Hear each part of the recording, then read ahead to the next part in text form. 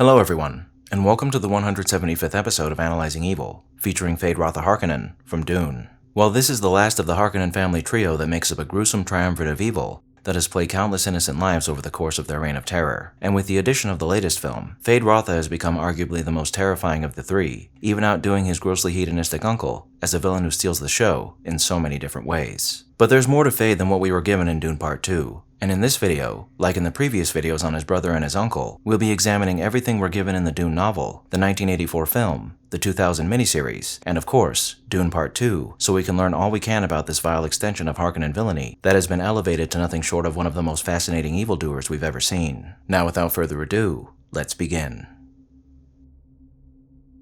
As the younger brother of Glossu Rabban, Feyd-Rautha Rabban was likely destined to someday assume his brother's title of Count of Lonkyvale, as when the Baron Harkonnen chose to take his nephews under his wing as wards of his household, Rabban was by all accounts going to assume the barony at some point in time, as he was the eldest potential heir of the title. However, as time went on, Rabban proved to be a disappointment to his uncle, and so Feyd, unbeknownst to Rabban, was selected for the honor of one day inheriting the Baron's title. And in these ways, much of Feyd-Rautha's life was decided for him from a very young age. As far as what kind of person Feyd is, we're given several things to go off of in the novel. Appearance-wise, Feyd is described as being a dark-haired youth of about 16 years, who's round of face and with sullen eyes. A further description of his appearance is given to us at a later point in the novel, but considering we receive it just prior to a special event, it's unknown if this is accurate to Feyd's person at all times. His dark hair was dressed in close ringlets that seemed incongruously gay above sullen eyes. He wore a tight-fitting black tunic and snug trousers with a suggestion of bell at the bottom.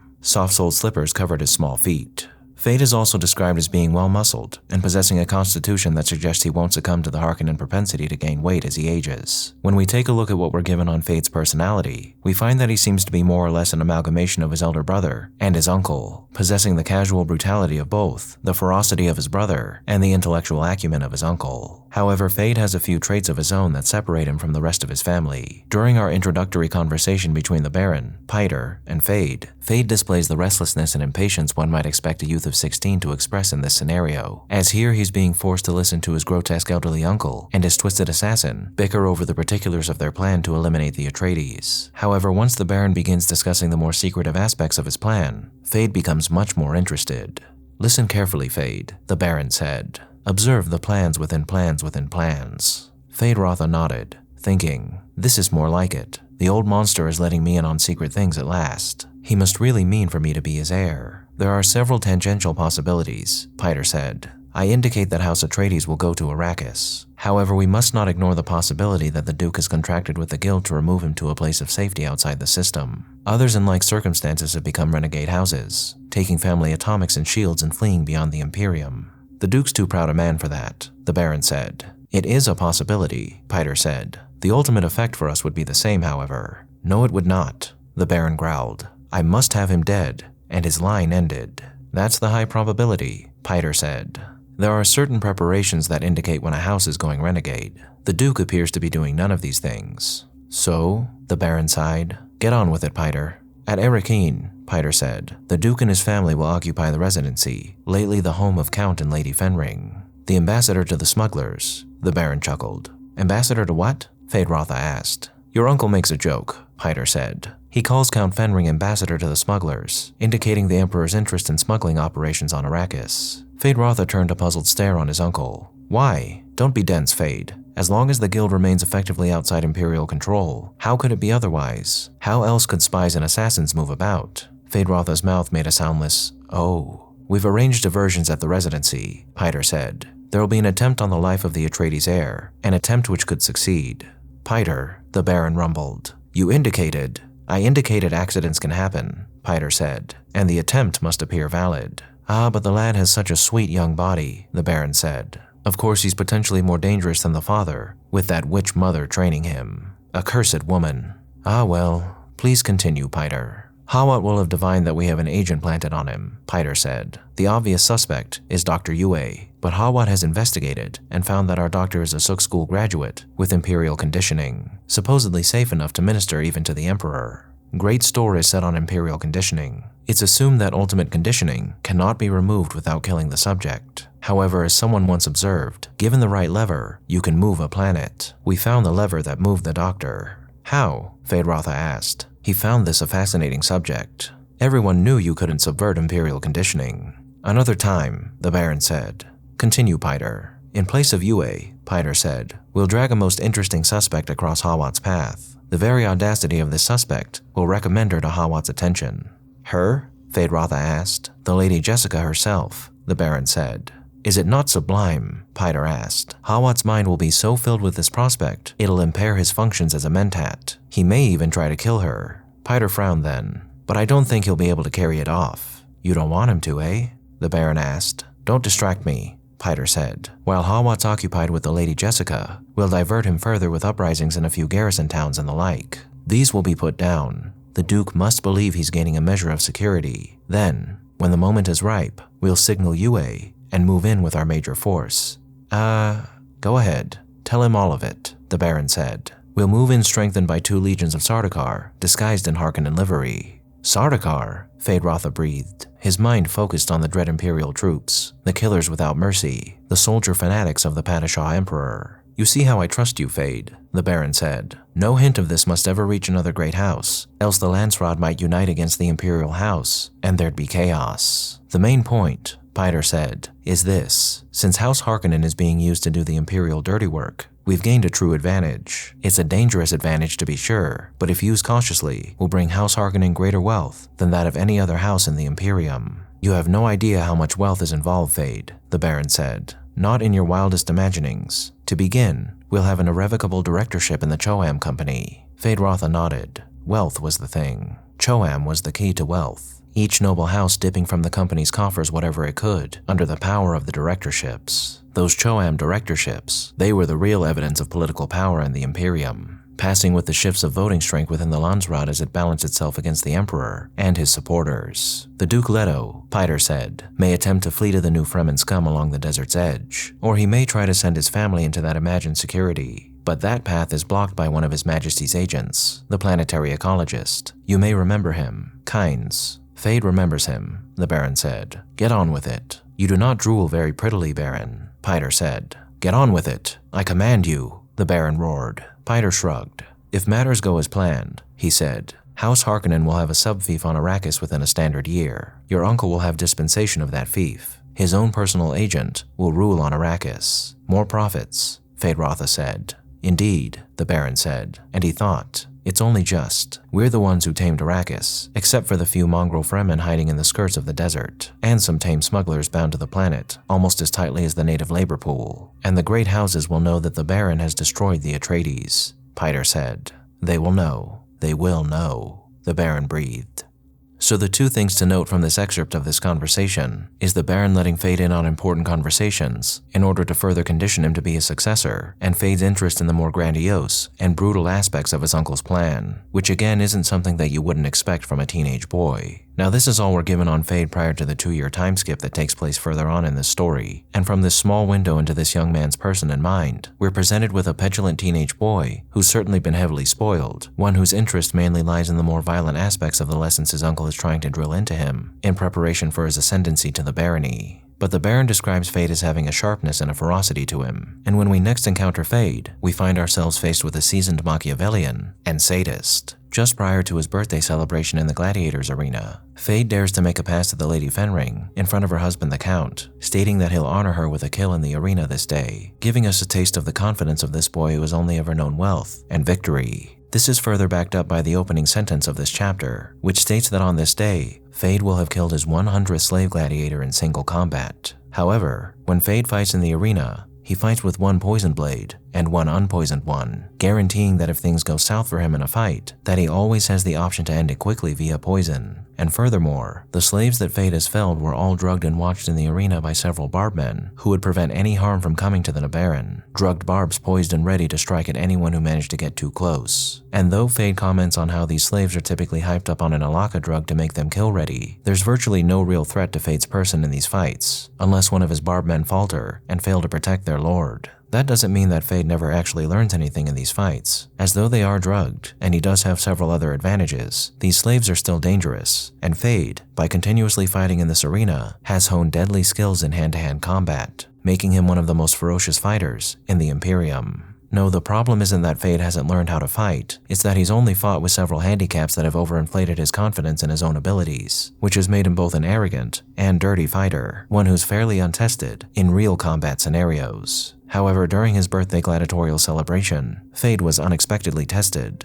Thufir Hawat and Feyd had made a plan prior to this day to send him an undrugged slave who would fall to the utterance of a key word instead of being dampened by drugs. And by enacting this plan, Feyd hoped to accomplish several ingenious things in one stroke. By besting an undrugged slave, Feyd would prove his prowess in battle to all those attending this celebration, which included the prestigious Count and Lady Fenring, who represent the Imperial Court, and several members of the extended Harkonnen family, all who would see that Feyd was no one to be trifled with. With manufactured betrayal also hanging over this fight, this would sow discord within his uncle's ranks, while also justifying the brutality of Harkonnen rule, showing that the Baron's household isn't immune from treacherous infiltrations, which causes a good amount of unease in his uncle. And because they had made it so the slave that Feyd would fight was no ordinary slave, but an Atreides soldier undrugged and running purely off his desire to avenge his fallen liege and comrades, this also instills fear within the people of Gadi Prime, and gives the Harkonnens a mandate to take any drastic measures they need to eliminate the subversive Atreides elements that may be lurking around any corner. Now, considering that the Atreides legions were approaching the skills of Sardaukar, this was quite the deadly test for Feyd to overcome. But learning from his treacherous uncle, Feyd had given himself an assurance of victory in this fight no matter the odds stacked against him, bringing into this fight 2 poisoned blades instead of 1. And because of his prior preparation in this regard, along with the plans he made with Hawat, this moment in the arena is nothing short of a triumph for Feyd-Rautha.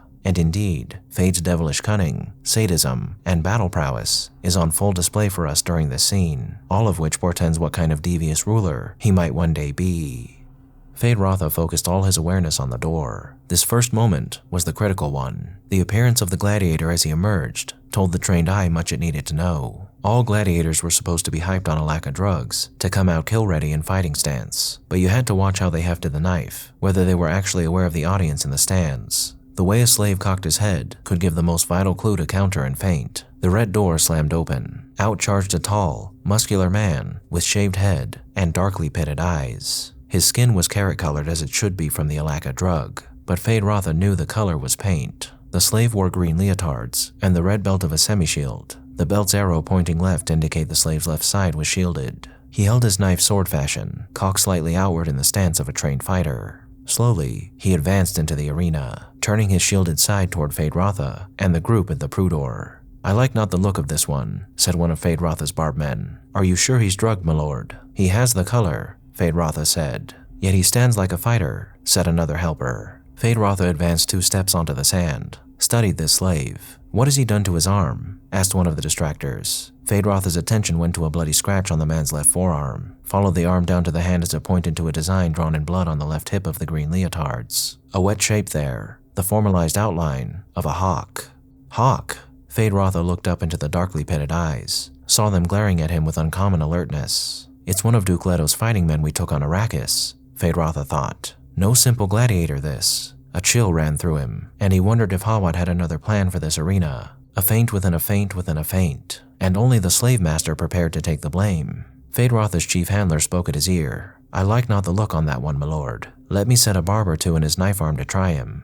"I'll set my own barbs." He took a pair of the long hook shafts from the handler, hefted them, testing the balance. These barbs, too, were supposed to be drugged, but not this time, and the chief handler might die because of that. But it was all part of the plan. "You'll come out of this a hero," Hawat had said. "Killed your gladiator man to man, and in spite of treachery. The slave master will be executed, and your man will step into his spot." Feyd-Rautha advanced another 5 paces into the arena, playing out the moment, studying the slave. Already he knew. The experts in the stands above him were aware that something was wrong. The gladiator had the correct skin color for a drugged man, but he stood his ground and did not tremble. Feyd-Rautha felt his own excitement kindle. Let there be treachery in Hawat's mind, he thought. I can handle this slave, and it's my long knife that carries the poison this time, not the short one. Even Hawat doesn't know that. "Hi, Harkonnen," the slave called. "Are you prepared to die?" Deathly stillness gripped the arena. Slaves did not issue the challenge. Now Feyd-Rautha had a clear view of the gladiator's eyes, saw the cold ferocity of despair in them. He marked the way the man stood, loose and ready, muscles prepared for victory. The slave grapevine had carried Hawat's message to this one. You'll get a true chance to kill the Nabaran. That much of the scheme was as they'd planned it then. A tight smile crossed Feyd-Rautha's mouth. He lifted the barbs, seeing success for his plans in the way the gladiator stood. "Hi, hi," the slave challenged, and crept forward 2 steps. No one in the galleries can mistake it now, Feyd-Rautha thought. This slave should have been partly crippled by drug-induced terror. Every movement should have betrayed his inner knowledge that there was no hope for him. He could not win. He should have been filled with the stories of the poisons the Nabaran chose for the blade in his white-gloved hand. The Nabaran never gave quick death. He delighted in demonstrating rare poisons, could stand in the arena pointing out interesting side effects on a writhing victim. There was fear in the slave, yes, but not terror. Feyd-Rautha lifted the barbs high, nodded in an almost greeting. The gladiator pounced. His feint and defensive counter were as good as any Feyd-Rautha had ever seen. A timed side blow missed by the barest fraction from severing the tendons of the Nabaran's left leg. Feyd-Rautha danced away, leaving a barbed shaft in the slave's right forearm, the hooks completely buried in flesh, where the man could not withdraw them without ripping tendons. A concerted gasp lifted from the galleries. The sound filled Feyd-Rautha with elation. He knew now what his uncle was experiencing, sitting up there with the Fenrings, the observers from the Imperial Court beside him. There could be no interference with this fight. The forms must be observed in front of witnesses, and the Baron would interpret the events in the arena only one way: threat to himself. The slave backed, holding knife in teeth and lashing the barbed shaft to his arm with the pennant. "I do not feel your needle," he shouted. Again he crept forward, knife ready, left side presented, his body bent backward to give it the greatest surface of protection from the half-shield. That action too didn't escape the galleries. Sharp cries came from the family boxes. Feyd-Rautha's handlers were calling out to ask if he needed them. He waved them back to the Prudor. "I'll give them a show such as they've never had before," Feyd-Rautha thought. "No tame killing where they can sit back and admire the style. This'll be something to take them by the guts and twist them. When I'm Baron, they'll remember this day, and won't be a one of them can escape fear of me because of this day." Feyd-Rautha slowly gave ground before the gladiator's crab-like advance. Arena sand grated underfoot. He heard the slaves panting, smelled his own sweat, and a faint odor of blood on the air. Steadily, the Nabaran moved backward, turning to the right, his second barb ready. The slave danced sideways. Feyd-Rautha appeared to stumble, heard the scream from the galleries. Again, the slave pounced. Gods, what a fighting man, Feyd-Rautha thought as he leapt aside. Only youth's quickness saved him, but he left the second barb buried in the deltoid muscle of the slave's right arm. Shrill cheers rained from the galleries. "They cheer me now," Feyd-Rautha thought. He heard the wildness in the voices just as Hawat had said he would. They'd never cheered a family fighter that way before, and he thought with an edge of grimness on a thing Hawat had told him. It's easier to be terrified by an enemy you admire. Swiftly, Feyd-Rautha retreated to the center of the arena, where all could see clearly. He drew his long blade, crouched and waited for the advancing slave. The man took only the time to lash the second barb tight to his arm, then sped in pursuit. "Let the family see me do this thing," Feyd-Rautha thought. "I am their enemy. Let them think of me as they see me now." He drew his short blade. "I do not fear you, Harkonnen swine," the gladiator said. "Your tortures cannot hurt a dead man. I can be dead on my own blade before a handler lays finger to my flesh, and I'll have you dead beside me." Feyd-Rautha grinned, offered now the long blade, the one with the poison. "Try this on," he said, and feinted with the short blade in his other hand. The slave shifted knife hands, turned inside both parry and feint to grapple the Nabaran's short blade, the one in the white-gloved hand that tradition said should carry the poison. "You will die, Harkonnen," the gladiator gasped. They struggled sideways across the sand. Where Feyd-Rautha's shield met the slave's half-shield, a blue glow marked the contact. The air around them filled with ozone from the field. "Die on your own poison," the slave grated. He began forcing the white-gloved hand inward, turning the blade he thought carried the poison. "Let them see this," Feyd-Rautha thought. He brought down the long blade, felt it clang uselessly against the barbed shaft that was lashed to the slave's arm. Feyd-Rautha felt a moment of desperation. He had not thought the barbed shafts would be an advantage for the slave, but they gave the man another shield, and the strength of this gladiator. The short blade was being forced inward inexorably, and Feyd-Rautha focused on the fact that a man could also die on an unpoisoned blade. "Scum!" Feyd-Rautha gasped. At the key word, the gladiator's muscles obeyed with a momentary slackness. It was enough for Feyd-Rautha. He opened a space between them sufficient for the long blade. Its poisoned tip flicked out, drew a red line down the slave's chest. There was instant agony in the poison. The man disengaged himself, staggered backward. "Now, let my dear family watch," Feyd-Rautha thought. "Let them think on this slave who tried to turn this knife he thought poisoned and use it against me. Let them wonder how a gladiator could come into this arena ready for such an attempt. And let them always be aware they cannot know for sure which of my hands carries the poison." Feyd-Rautha stood in silence, watching the slowed motions of the slave. The man moved within a hesitation awareness. There was an orthographic thing on his face now for every watcher to recognize. The death was written there. The slave knew it had been done to him, and he knew how it had been done. The wrong blade had carried the poison. "You," the man moaned. Feyd-Rautha drew back to give death its space. The paralyzing drug and the poison had yet to take full effect, but the man's slowness told of its advance. The slave staggered forward, as though drawn by a string, one dragging step at a time. Each step was the only step in his universe. He still clutched his knife, but its point wavered. "One day, one of us, we'll get you," he gasped. A sad little moo contorted his mouth. He sat, sagged, then stiffened, and rolled away from Feyd-Rautha, face down. Feyd-Rautha advanced in the silent arena, put a toe under the gladiator, and rolled him onto his back to give the galleries a clear view of the face when the poison began its twisting, wrenching work on the muscles. But the gladiator came over with his own knife protruding from his breast. In spite of frustration, there was for Feyd-Rautha a measure of admiration for the effort the slave had managed in overcoming the paralysis to do this thing to himself. With the admiration came the realization that here was truly a thing to fear. That which makes a man superhuman is terrifying.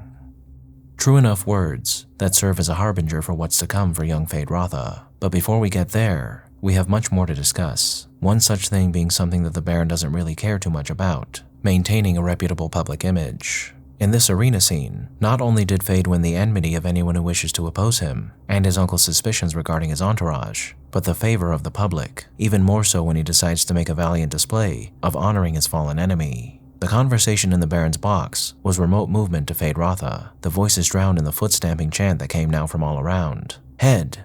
Head! Head!" The Baron scowled, seeing the way Feyd-Rautha turned to him. Languidly, controlling his rage with difficulty, the Baron waved his hand toward the young man standing in the arena beside the sprawled body of the slave. "Give the boy a head. He earned it by exposing the slave master." Feyd-Rautha saw the signal of agreement, thought, "They think they honor me. Let them see what I think." He saw his handlers approaching with a saw knife to do the honors, waved them back, repeated the gesture as they hesitated. "They think they honor me with just a head," he thought. He bent and crossed the gladiator's hands around the protruding knife handle, then removed the knife and placed it in the limp hands. It was done in an instant, and he straightened, beckoned his handlers. "Bury the slave intact, with his knife in his hands," he said. "The man earned it." In the golden box, Count Fenring leaned close to the Baron, said, "A grand gesture that, true bravura. Your nephew has style, as well as courage. He insults the crowd by refusing the head," the Baron muttered. "Not at all," Lady Fenring said, looking up at the tears around them, and the Baron noted the line of her neck, a truly lovely flowing of muscles, like a young boy's. "They like what your nephew did," she said, as the import of Feyd-Rautha's gesture penetrated to the most distant seats. As the people saw the handlers carrying off the dead gladiator intact, the Baron watched them and realized she had interpreted the reaction correctly. The people were going wild, beating on each other, screaming and stamping. The Baron spoke wearily. "I shall have to order a fete. You cannot send people home like this. Their energy's unspent. They must see that I share their elation."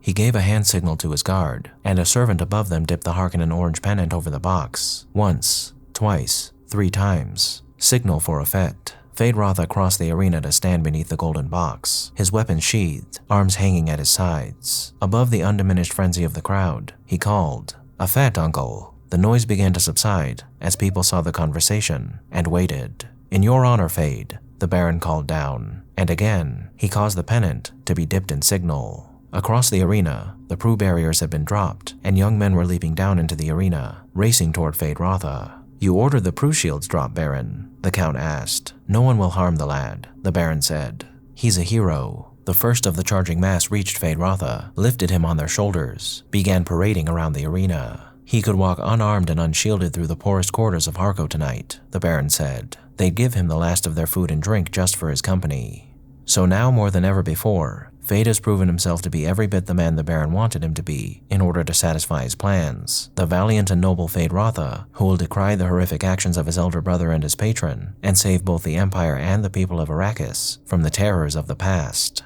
But accompanying this daring show of cunning in the arena is a plot to undo his uncle that Feyd prepares sometime later, and taking advantage of the Baron's vices, much as the Baron takes advantage of others, Feyd nearly succeeds in supplanting his uncle well before his allotted time. Here, Feyd sends a slave boy with a poisoned needle in his thigh to his uncle's quarters, hoping that when his uncle passed his hand over this boy's thigh, that he'd prick himself, and shortly after succumb to his poisoning, something that I'm sure Feyd planned to blame on the Atreides. Unfortunately for Feyd though, his uncle spies the needle in time, and isn't poisoned. Though the Baron is angry with Feyd, and has instructed the captain of his garden of food to watch Feyd at all times, he cannot help but be pleased with his nephew, for Feyd has taken a page straight out of his book, and is consistently proving himself to be the leader the Harkonnens need. When Feyd is summoned into his uncle's chambers, he's greeted with a conversation where they both dance around the issue at hand, Feyd playing innocent, and the Baron slowly ordering all his compatriots in this plot to be executed. But both Feyd and the Baron know that the Baron needs Feyd, and the following conversation ensues when they reach his chambers. It was a clever plan, the Baron said. He kept his body shield tuned to maximum, stopped, facing his nephew. But not clever enough. Tell me, Feyd, why didn't you strike me down yourself? You've had opportunity enough. Feyd-Rautha found a suspensor chair, accomplished a mental shrug as he sat down in it, without being asked. I must be bold now, he thought. You taught me that my own hands must remain clean, he said. Ah yes, the Baron said. When you face the Emperor, you must be able to say truthfully that you did not do the deed. The witch at the Emperor's elbow will hear your words and know their truth or falsehood. Yes, I warned you about that. Why haven't you ever bought a Bene Gesserit, uncle? Feyd-Rautha asked. With a truthsayer at your side, you know my tastes, the Baron snapped. Feyd-Rautha studied his uncle, said, Still, one would be valuable for. I trust them not, the Baron snarled, and stopped trying to change the subject. Feyd-Rautha spoke mildly. As you wish, uncle. I remember a time in the arena several years ago, the Baron said. It seemed there that day a slave had been set to kill you. Is that truly how it was? It's been so long ago, uncle. After all, No evasions, please, the Baron said, and the tightness of his voice exposed the rain on his anger. Feyd-Rautha looked at his uncle, thinking, he knows, else he wouldn't ask. It was a sham, uncle. I arranged it to discredit your slave master. Very clever, the Baron said. Brave, too. That slave gladiator almost took you, didn't he? Yes, if you had finesse and subtlety to match such courage, you'd be truly formidable. The Baron shook his head from side to side, and as he had done many times since that terrible day on Arrakis, he found himself regretting the loss of Piter, the Mentat. There had been a man of delicate, devilish subtlety. It hadn't saved him, though. Again, the Baron shook his head. Fate was sometimes inscrutable. Feyd-Rautha glanced around the bedchamber, studying the signs of the struggle, wondering how his uncle had overcome the slave they'd prepared so carefully. How did I best him? The Baron asked. Ah, now Feyd, let me keep some weapons to preserve me in my old age. It's better we use this time to strike a bargain.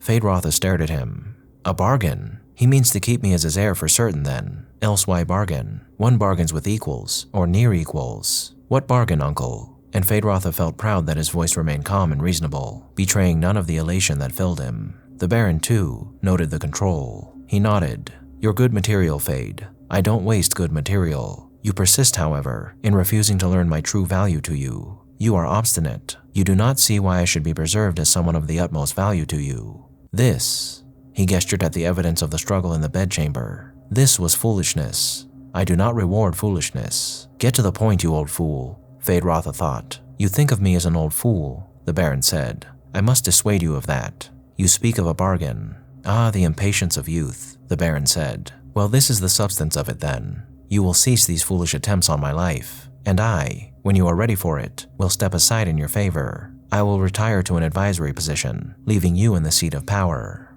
Retire, uncle. You still think me the fool, the Baron said, and this but confirms it, eh? You think I'm begging you. Step cautiously, Feyd. This old fool saw through the shielded needle you'd planted in the slave boy's thigh. Right where I'd put my hand on it, eh? The smallest pressure and snick, a poisoned needle in the old fool's palm. Ah, Feyd. The Baron shook his head, thinking, it would have worked too, if Hawat hadn't warned me. Well, let the lad believe I saw the plot on my own. In a way, I did. I was the one who saved Hawat from the wreckage of Arrakis, and this lad needs greater respect for my prowess. Feyd-Rautha remained silent, struggling with himself. Is he being truthful? Does he really mean to retire? Why not? I'm sure to succeed him one day if I move carefully. He can't live forever. Perhaps it was foolish to try hurrying the process. You speak of a bargain, Feyd-Rautha said. What pledge do we give to bind it? How can we trust each other? The Baron asked. Well, Feyd, as for you, I'm setting Thufir Hawat to watch over you. I trust Hawat's Mentat capabilities in this. Do you understand me? And as for me, you'll have to take me on faith. But I can't live forever. can I, Feyd? And perhaps you should begin to suspect now that there are things I know which you should know. I give you my pledge, and what do you give me? Feyd-Rautha asked. I let you go on living, the Baron said. Again, Feyd-Rautha studied his uncle. He sets Hawat over me. What would he say if I told him Hawat planned the trick with the gladiator that cost him his slave master? He'd likely say I was lying in the attempt to discredit Hawat. No, the good Thufir is a mentat, and has anticipated this moment. Well, what do you say? The Baron asked. What can I say? I accept, of course. And Feyd-Rautha thought, Hawat, he plays both ends against the middle. Is that it? Has he moved to my uncle's camp because I didn't counsel with him over the slave boy attempt? You haven't said anything about my setting Hawat to watch you, the Baron said. Feyd-Rautha betrayed anger by a flaring of nostrils. The name of Hawat had been a danger signal in the Harkonnen family for so many years, and now it had a new meaning. Still dangerous. Hawat's a dangerous toy, Feyd-Rautha said. Toy? Don't be stupid. I know what I have in Hawat, and how to control it. Hawat has deep emotions, Feyd. The man without emotions is the one to fear. But deep emotions? Now those can be bent to your needs. Uncle, I don't understand you. Yes, that's plain enough. Only a flicker of eyelids betrayed the passage of resentment through Feyd-Rautha. And you do not understand Hawat, the Baron said. Nor do you, Feyd-Rautha thought. Who does Hawat blame for his present circumstances? The Baron asked. Me. Certainly, but he was an Atreides tool and bested me for years until the Imperium took a hand. That's how he sees it. His hate for me is a casual thing now. He believes he can best me any time. Believing this, he is bested, for I direct his attention where I want it, against the Imperium. Tensions of a new understanding drew tight lines across Feyd-Rautha's forehead, thinned his mouth. Against the Emperor? Let my dear nephew try the taste of that, the Baron thought. Let him say to himself, the Emperor Feyd-Rautha Harkonnen. Let him ask himself how much that's worth. Surely it must be worth the life of one old uncle who could make that dream come to pass. Feyd-Rautha wet his lips with his tongue. Could it be true what the old fool was saying? There was more here than there seemed to be. And what has Hawat to do with this? Feyd-Rautha asked. He thinks he uses us to wreak his revenge upon the Emperor. And when that's accomplished, he does not think beyond his revenge. Hawat's a man who must serve others and doesn't even know this about himself. I've learned much from Hawat, Feyd-Rautha agreed, and felt the truth of the words as he spoke them. But the more I learn, the more I feel we should dispose of him, and soon. You don't like the idea of his watching you. Hawat watches everybody, and he may put you on a throne. Hawat is subtle, he is dangerous, devious, but I'll not yet withhold the antidote from him. A sword is dangerous too, Feyd. We have the scabbard for this one though. The poison's in him. When we withdraw the antidote, death will sheathe him. In a way, it's like the arena, Feyd-Rautha said. Feints within feints within feints. You watch to see which way the gladiator leans, which way he looks, how he holds his knife. He nodded to himself, seeing that these words pleased his uncle, but thinking, yes, like the arena, and the cutting edge is the mind. Now you see how you need me, the Baron said. I'm yet of use, Feyd. A sword to be wielded until he's too blunt for use, Feyd-Rautha thought. Yes, uncle, he said. And now, the Baron said, we will go down to the slave quarters, we two, and I will watch while you, with your own hands, kill all the women in the pleasure wing. Uncle, there will be other women, Feyd, but I have said that you do not make a mistake casually with me. Feyd-Rautha's face darkened. Uncle, you will accept your punishment and learn something from it, the Baron said. Feyd-Rautha met the gloating stare in his uncle's eyes. And I must remember this night, he thought, and remembering it, I must remember other nights. You will not refuse, the Baron said. What could you do if I refused, old man? Feyd-Rautha asked himself. But he knew there might be some other punishment, perhaps a more subtle one, a more brutal lever to bend him. I know you, Feyd, the Baron said. You will not refuse. All right, Feyd-Rautha thought. I need you now. I see that. The bargain's made, but I'll not always need you. And someday...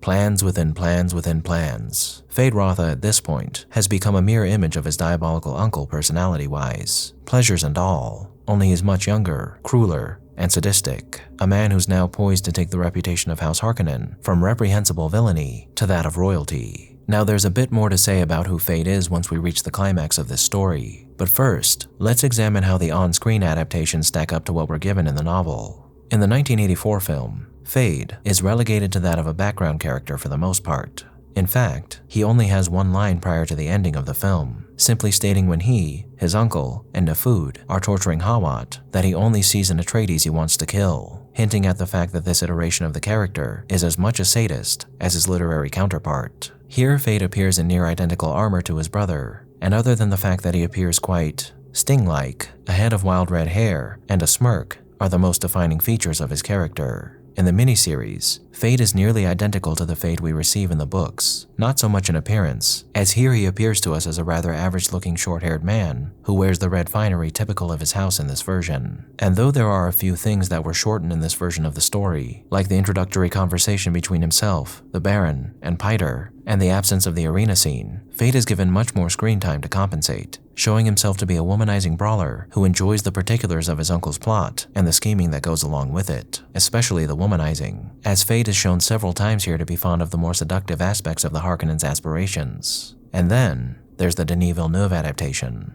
an interpretation that has rocked the world and catapulted Feyd to one of the most noteworthy villains that has ever been brought to the silver screen. Like all Harkonnens in this version of the story, Feyd is depicted as hairless, his defining features being a prominent brow that gives his eyes a menacing aspect, no matter what situation we find him in, and teeth that are dyed black by whatever substance that we all find the Harkonnens painting themselves with, or bathing in. Feyd in this version of the story is sadism, and even masochism incarnate, a pure representative of pain and suffering that shocks and delights with the terror of his every action. A man who in this version of the story has the added weight of murdering his mother to provide even more horror to his character. What makes Feyd so mesmerizing here can be attributed to Austin Butler's performance. His sickeningly seductive mannerisms taunting all who encounter him in so many ways, as violence emanates from every aspect of his person, the subtle twitches of his mouth, and eye movements that convey a chilling deadliness at every turn, his raspy voice echoing that of his uncle's, and adding significant heft to every decadent threat that he imparts upon his prey, and the absolute joy he takes in all the evil things he does, is a central aspect of his person.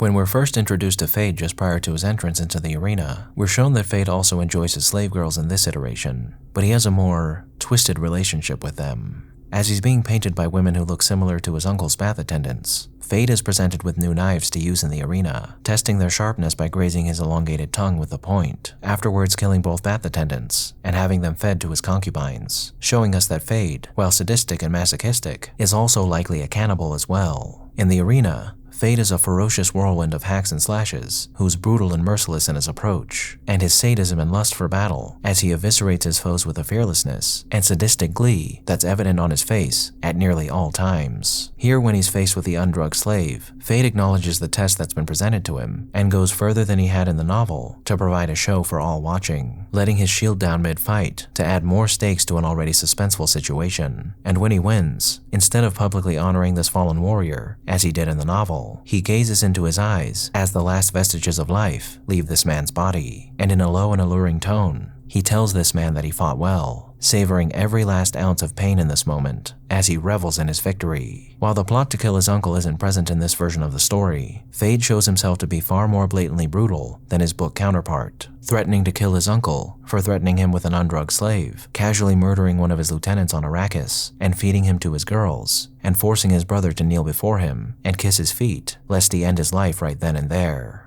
Feyd is also responsible for a few Harkonnen victories on Arrakis, taking responsibility for using the artillery his uncle used in the book to surprise the Fremen and crush their homes. And he also personally leads his troops on the battlefield, taking the time to survey one of his victories and engulf an uncovered Fremen spy in flames in yet another show of sadism.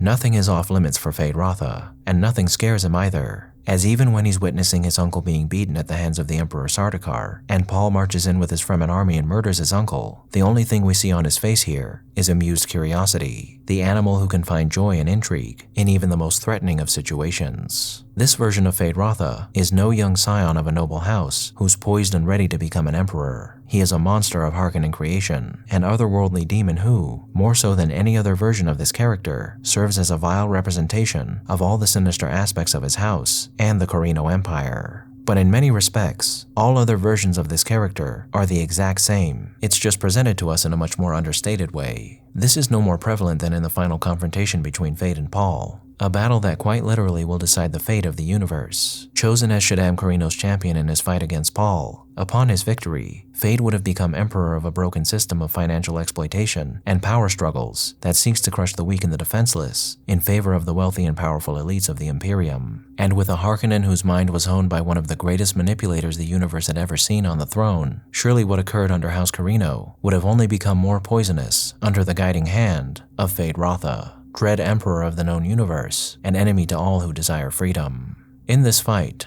Feyd fights as honorably as a man with his skill set can, but he intermixes it with several taunts and barbs that he's often used to shake the psyches of lesser men before, like when he asks if Chani is Paul's pet and if he should treat her in any special way once he's killed him. And though it isn't shown in the latest film or in the miniseries, Feyd also has some of his signature poison attached to a dart on his hip that he used to nearly win this fight, though in Dune Part 2, stabbing Paul in the side is a fitting replacement for this aspect of the fight. However, Paul is no lesser man, and though Feyd had been tested by another Atreides, he had never fought someone with such skill and prescient power as Paul. In the novel, the miniseries, and the 1984 film, Feyd's death is swift and brutal, but in Dune Part 2, he's every bit the paragon of pain that he was every other second of his life, as even as his own life slips away from him, Feyd manages to express joy at having fought such a worthy adversary, telling Paul that he fought well before falling to the floor and ending any hope of a Harkonnen victory and the continuation of the Carino Empire. But no matter whether or not Feyd won in the end, his rule as Emperor wouldn't have lasted much longer than his short reign as Baron of House Harkonnen, for as Paul points out during their fight in the novel, Muad'Dib wins regardless if he falls to Feyd's blade or not, for in victory, the Fremen will wage a galaxy-wide jihad in the name of their liege and messiah, or they shall do the very same in the name of Muad'Dib the martyr and exact their vengeance upon the Empire and those who have oppressed them. Feyd's fight against Paul was the last cry of a dying system as it fell under the weight of the united Fremen onslaught under Paul, a fight wherein the old lashed out desperately against the encroachment of the new, a new way of things that may not necessarily have been better or much different than the old, but one that would replace it nonetheless, and a change that all who stood against it were ultimately powerless to stop. So there ended Feyd-Rautha Harkonnen, the last and greatest hope of House Harkonnen and the empire they served, and in the end, especially in this latest iteration of this story, Feyd proved himself to be worthy of being that final Harkonnen champion with every fiber of his being, a man made into a valiant monstrosity by the cruel and devious hand of a grotesque one. But as Count Fenring comments during a conversation with his wife after Feyd's fight in the arena in the book, like all villains and evildoers, things could have turned out much differently for Feyd. "That uncle," he said, "have you ever seen such distortion? He's pretty fierce," she said, "but the nephew could well grow to be worse, thanks to that uncle. You know, when you think what this lad could have been with some other upbringing." Yes, had the Baron not taken his nephews into his clutches and let them grow up in their father's house on Lankiveil, perhaps the names of Glossu-Raban and Feyd-Rautha would have become nothing more than footnotes in a history book. And for that, as with any person corrupted by evil, we can find sympathy for. But sympathy does not equate to an excuse, and there is no excuse for what Feyd and the rest of his family managed to accomplish in this story, and instead of focusing on what could have been, we must face the reality of the monsters we were given. Two boys who became the physical manifestations of the horrors of House Harkonnen and the system they represent, terror made flesh, who deserve to be remembered as nothing more than pure evil. Thank you all for tuning in to this episode of Analyzing Evil, and I hope you've enjoyed. What are your thoughts on Feyd-Rautha? Let me know down below, and leave a suggestion for a villain you'd like to see featured while you're at it. If you like this video, hit that thumbs up button, and make sure to subscribe if you haven't already. A big thank you to all of my subscribers, my patrons, and anyone who's decided to honor me with a super thank. And a most vile thank you to those whose names you're seeing on screen now.